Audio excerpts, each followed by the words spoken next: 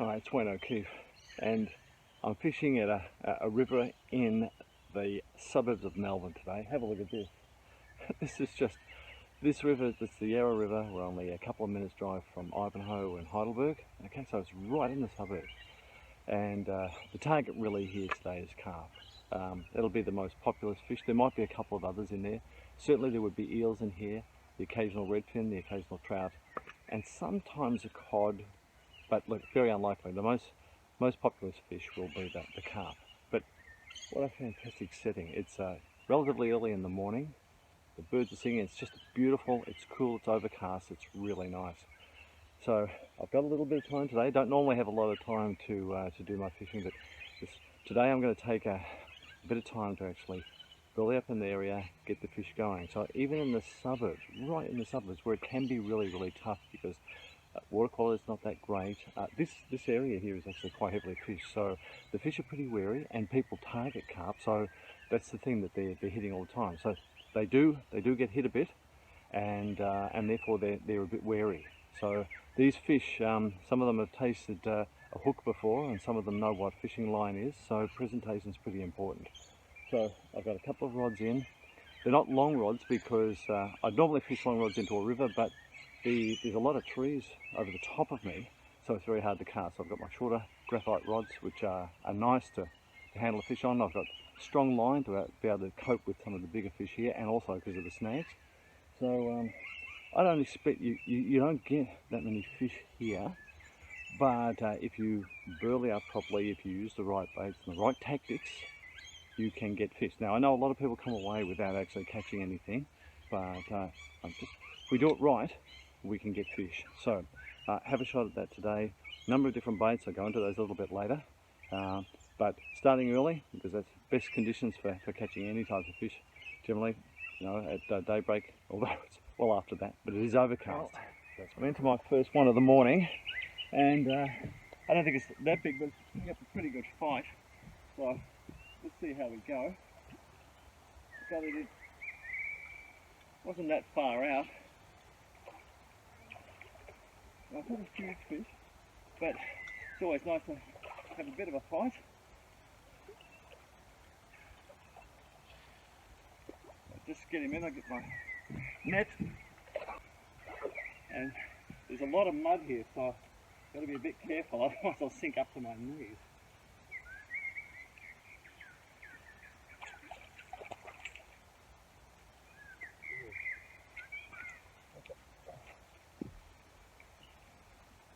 Okay. Right. Well, this is all right. First one of the morning, and just wasn't casting that far out, but getting the burley going, so it's really made the difference.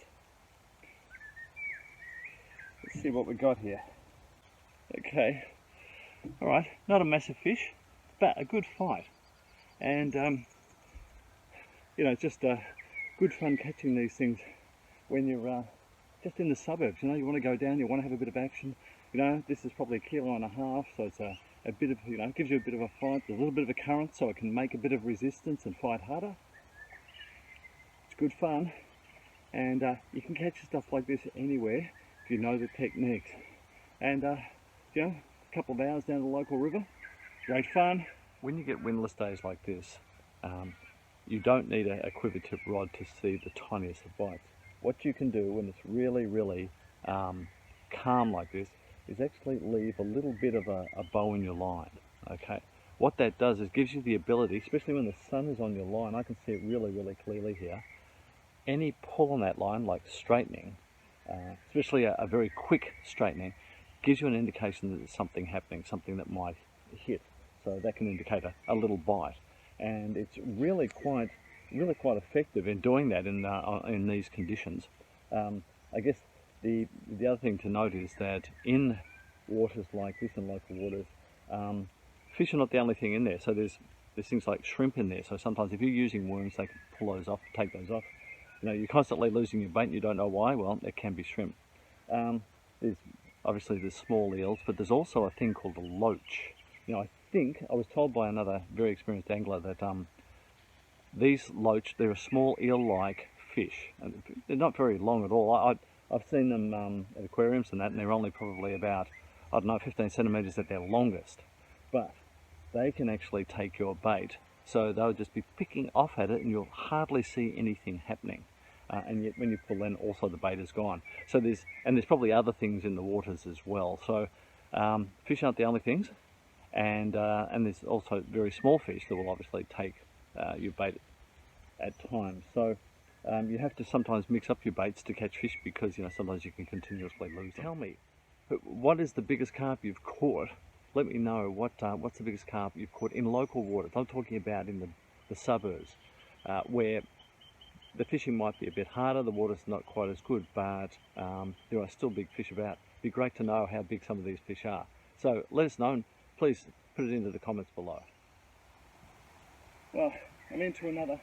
I just thought I'd try out just in the shallower water, and sure enough they were coming into grey. So this one here, it's not okay, it's another smallish one.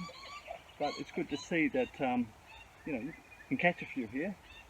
Just get my net out on this one.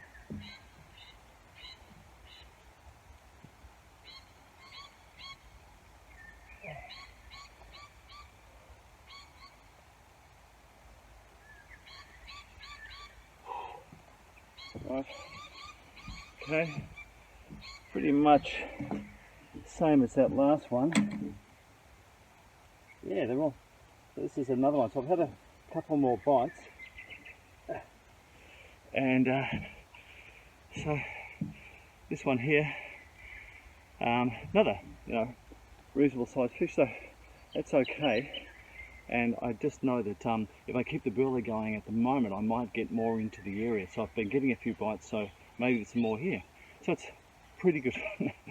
So I just see it'd be great to get something bigger that gives me a real fight. But there's a lot of branches and stuff like that around, so I could also lose them. These ones at least I can bully into place. Well, I've just lost one, and I've lost all my terminal tackle as well.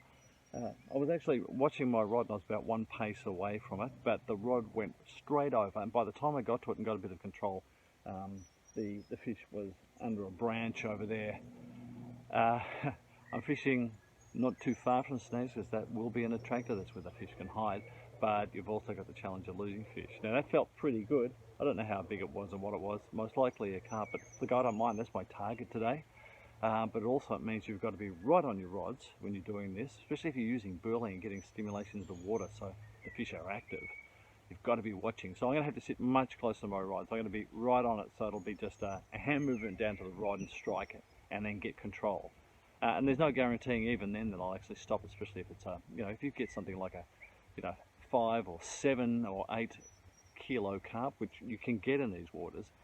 It takes quite a bit of control, and most of the time they're heading straight for those snags. So you've just got to be ready to take and ready to get control as much as you can. Now this is something else you see in the water. You see this? That looks like a tiger snake to me. So he's coming right up to where I am, actually, and where that duck is. So the duck needs to look out, but this is in the suburbs, and I guess this is what can happen. So just got to be very, very careful. Leave it alone. Don't antagonize it in any way. He's clearly not happy. You can see him sort of flared out there. So it's just one of those things you've got to be very, very careful with these things. It's not a big snake, but it could easily do some severe damage. They've got incredibly toxic venom. So just leave these things alone. I'm going to move away from this area a bit. I don't want to have anything to do with this, but look, they're a beautiful animal and they deserve to be left alone. So I'm going to move back from this and give him a wide berth.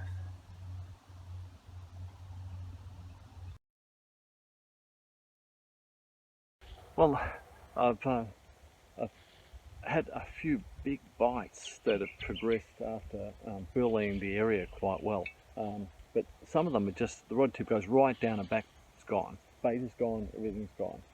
At one point, one of the rods just got caught in the rod holder, the fork of the rod holder, thankfully, and because that was quite a big hit. And I'm just sitting, I'm sitting in the shade, but I'm only a couple of paces from the rods. I've moved away so that I can keep out of the sun.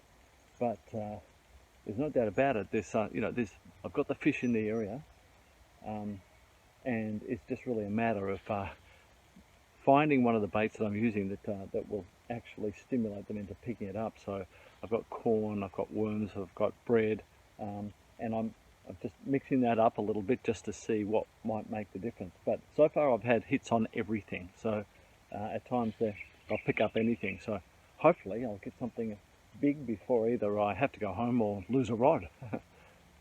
Well, we've got ducks and we've got magpies. Everybody's feasting on the stuff that I bought today. I'm not deliberately trying to feed them, it's just the stuff that I dropped. So this is just the belly that I dropped. But as you can see, everything seems to love it. Whoa, but not everything gets on well together. That's nature, I guess. Right in the shallows here. It's pretty unexpected. And little carp. How do you like that?